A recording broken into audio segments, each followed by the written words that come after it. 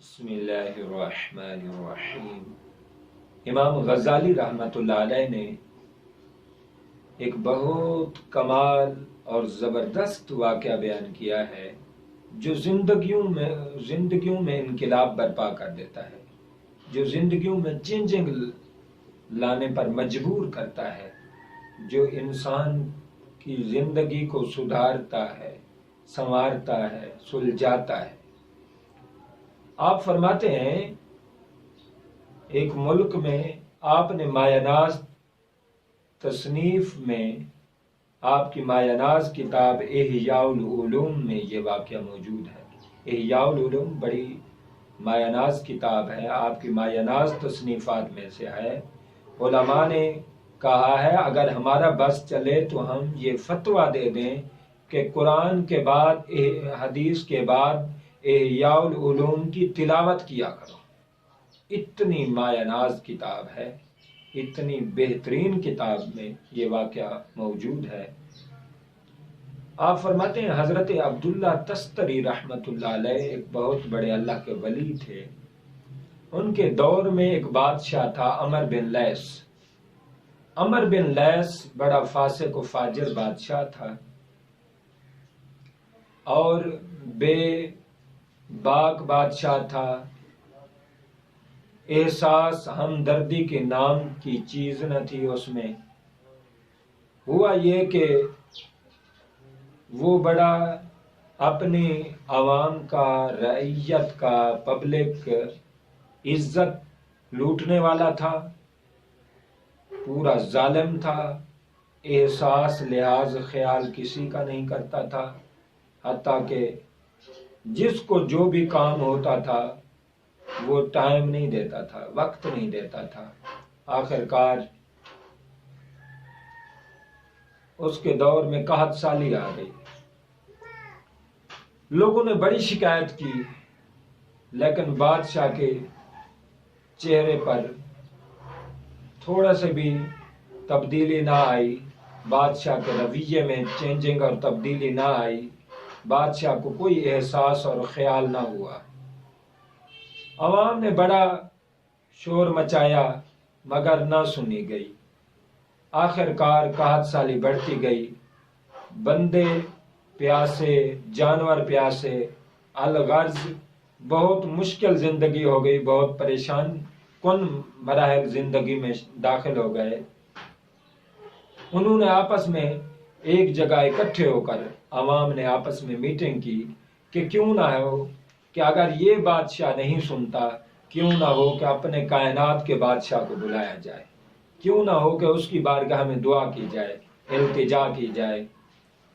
الغرض بادشاہ کے چہرے پر جوں نہ رینگتی، ان کی عزتیں لوٹتا، ان کی بھوک اور پیاس کا کوئی خیال نہیں تھا۔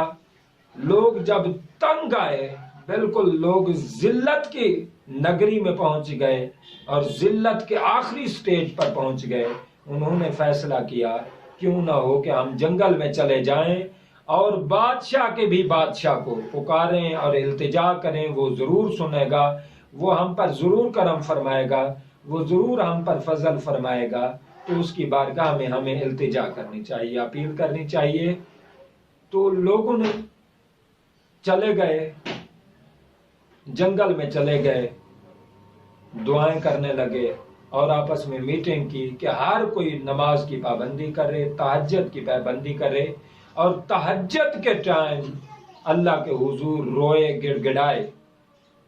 اب دنیا نے میٹنگ کر لی، ساری دنیا اٹھتی تھی، صبح اندھیرے اٹھ کر وضو کرتے، نماز نوافل پڑھتے، تہجد پڑھتے، قرآن پڑھتے اور اللہ کی بارگاہ میں اپیل کرتے، مالک و مولا ہم پر کرم فرما، ہمارے حالات بدل دے، ہم پر مہربانی فرما، اللہ تیرے علاوہ ہمارا کوئی نہیں ہے، ان ظالم حکمران جو مسلط ہو چکے ہیں، ان ظالم حکمرانوں سے ہمیں نجات عطا فرما۔ آخر کار اللہ نے ان کی آواز کو سنا، اللہ نے ان کی دعا کو سنا، اللہ نے ان کی التجا کو سنا، اللہ نے ان کی اپیل کو سنا۔ اللہ رب العالمین نے اپنی بارگاہ میں مقبولیت کا درجہ دیا۔ وہی بادشاہ جو ظالم تھا، فاسق و فاجر تھا، بدماش تھا، وہ ان کی عزتوں کا ڈاکو تھا، ان کا احساس نہیں کرتا تھا، ان کے کھانے پینے کی فکر نہیں کرتا تھا، انہیں ٹائم نہیں دیتا تھا۔ آخر کار کیا ہوا کہ بادشاہ کو کیڑے پر، بادشاہ کو خارش ہوئی، الرجک ہوئی، الرجک جسم ہوا، سارا دن وہ کھجلی کرتا رہتا تھا اور خارش کرتا رہتا تھا، سارا دن یہی معمول تھا۔ آخر کار خارش بڑھتی گئی، اس نوعیت پر خارش پہنچی کہ وہ اپنے جسم کو کھجاتے ہوئے، کھجلاتے ہوئے اپنے چمڑے کو ادھیڑ دیتا تھا اور اپنی کھال اتار لیتا تھا۔ اتنی سخت الرجی ہو گئی، طرح طرح کے اس نے علاج کرائے، علاج معالجے کرائے، حکیم بلائے، طبیب بلائے، ڈاکٹرز بلائے اور مایا ناز اور تجربے کار بندے بلائے، لیکن کہیں سے شفا نہ ملی، کہیں سے صحت یابی نہ ہوئی، تھوڑا سا بھی افاقہ نہ ہوا۔ اس لیے کہ جو انسانوں پر ظلم کرتا ہے، ستم کرتا ہے، انسانوں پر اپنے قانون مسلط کرتا ہے، جن کو انسانوں کا احساس نہیں ہوتا، خیال نہیں ہوتا، انسانوں کا پاس نہیں ہوتا، تو یہی جب گڑ گڑاتے ہیں، خدا کی قسم مظلوم کی بد دعا عرش کو چیر کر مالک کے حضور پہنچ جاتی ہے۔ جب سارے گڑ گڑائے تو یہ زمینی بیماری نہیں تھی جو ٹھیک ہو جاتی، یہ تو آسمانی بیماری تھی، آسمانی علاج سے ٹھیک ہونا تھی۔ آخر کار بادشاہ کو جب الرجی اور خارش بڑھ گئی اور کہیں سے بھی ٹھیک نہ ہو سکی، تو کیا ہوا کہ اس بادشاہ جب کھجلاتا تھا، خارش کرتا تھا، چمڑا ادھیڑ دیتا تھا، اپنی کھال اتار لیتا تھا، تو اس جسم میں کیڑے پڑ گئے، کیڑے پڑ گئے جسم میں۔ جب کیڑے پڑ گئے تو اس نے بڑے علاج کرائے، بیماری آگے بڑھتی گئی، بیماری ٹھیک ہونے کا نام نہیں لیتی۔ آخر کار ایک بزرگ بابا، اس نے ایسے مذاق کی شاہی محل میں آ کر کہ میں بادشاہ کا علاج کرتا ہوں۔ انہوں نے کہا اب بادشاہ نے کوئی علاج نہیں کرانا، بادشاہ کو کوئی علاج نہیں ہو سکتا۔ بابے نے کہا چلو میرا علاج سن لو، اگر نہیں کرتے نہ کرو، میری بات سن لو۔ تو وزیروں نے بات سنی، بادشاہ ایک بند کمرے میں پڑا تھا، اس نے بھی سن لیا۔ بابے نے کیا نسخہ دیا کہ یہ جو جہاں ساری دنیا کی روڑی ہے، جہاں گندا گٹر کا پانی اکٹھا ہوتا ہے اور جہاں بدبودار گٹر کا پیشاب والا پانی کھڑا ہے، اگر بادشاہ اس میں نہائے تو ٹھیک ہو جائے گا، بادشاہ اس میں نہائے تو ٹھیک ہو جائے گا، صحت مند ہو جائے گا۔ بادشاہ کہیں کمرے میں یہ بات سن رہا تھا، اس نے کہا، دل میں سوچا کہ یار ایسے کرتا ہوں شاید کہ افاقہ ہو جائے، شاید کہ میں ٹھیک ہو جاؤں، شاید کہ میرے اندر بہتری آ جائے، صحت مل جائے۔ اللہ کی کوئی پتہ نہیں ہوتا، اللہ چھوٹی سی چیز سے شفا عطا کر دے۔ بہرحال بادشاہ نے سوچا کہ اب اس گندے پانی میں، گٹر کے پانی میں، پیشاب کے پانی میں کیسے جاؤں، لوگ باتیں کریں گے۔ تو بادشاہ نے سوچا کیوں نہ ہو کہ جب رات کا اندھیرا ہوگا، رات کی تاریکی ہوگی، آدھی رات کا ٹائم ہوگا، میں اس وقت جاؤں گا۔ بادشاہ آدھی رات کا ٹائم ہوا، دنیا سو چکی ہے، خاموشی چھا چکی ہے، بادشاہ نکلا اپنے شاہی محل سے اور جا کے گٹر کے پانی میں چلا داخل ہو گیا اور خوب غوطے لگائے، خوب غوطے لگائے۔ میرے دوستو، عوام کی التجاؤں کو پہچان لو، عوام کی بد دعاؤں سے ڈرو۔ ہمارے حکمران بھی سنیں، ہمارا ہر طبقہ جو اپنے گھر کا نگران ہے، اپنے محلے کا نگران ہے، گلی کا نگران ہے، جو اپنے شہر کا نگران ہے، اپنے قصبے کا نگران ہے، جو اپنے صوبے کا ہے، ضلع کا ہے، کوئی بھی اللہ نے بادشاہت دی ہے، کوئی بھی اللہ نے مقام، عہدہ، منصب، مرتبہ دیا ہے، تو خوب دھیان سے سنیں کہ مالک کی جب پکڑ آتی ہے، ان بطش ربک لشدید، اللہ کی پکڑ بہت سخت ہے۔ اللہ رب العالمین فرماتے ہیں وَلَا يُوثِقُ وَثَاقَهُ أَحَدٌ، جب میں باندھتا ہوں تو ایسا باندھتا ہوں کہ پھر کوئی ایسا باندھ نہیں سکتا، ایسی پکڑ ہے، رب کی مضبوطی ہے۔ تو کیا ہوا، وہ بادشاہ جو دنیا کو ٹائم نہیں دیتا تھا، وقت نہیں دیتا تھا، رب نے پیشاب کے پانی میں اسے غوطے لگوائے۔ یہی تو رب کا غضب ہے، یہی تو رب کا عذاب ہے، جو بندے سمجھتے نہیں، جو بندے سمجھنے سے قاصر ہو جاتے ہیں۔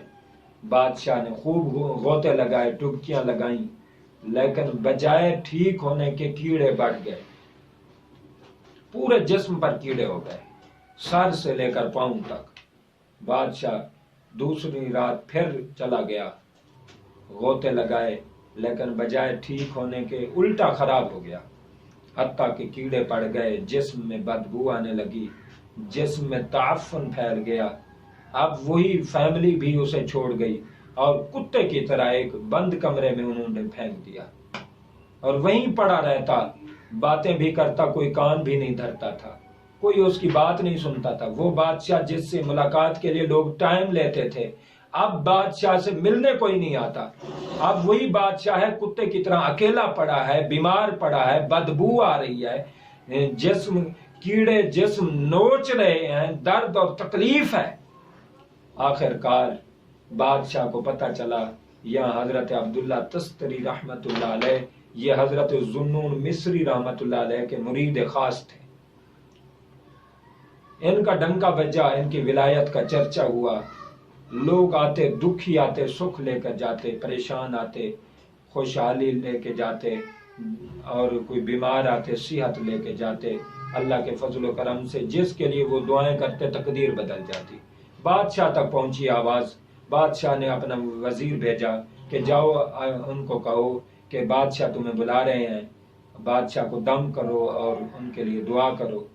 جب وزیر پہنچا، حضرت عبداللہ تستری رحمت اللہ علیہ نے فرمایا فقیروں کا کام نہیں ہوتا بادشاہوں کے محل میں دھکے کھاتا پھرے اور بادشاہوں کے سامنے کتے کی طرح دم ہلاتا پھرے۔ فقیر کی اپنی الست مست شان ہوتی ہے، وہ جنگلوں میں ڈیرے لگاتے ہیں، جنگل کو منگل بناتے ہیں، میں وہاں نہیں جا سکتا۔ بادشاہ کو جب وزیر نے آ کر بتایا کہ وہ نہیں آ رہے، تو بادشاہ نے کہا مجھے ہی وہاں لے چلو۔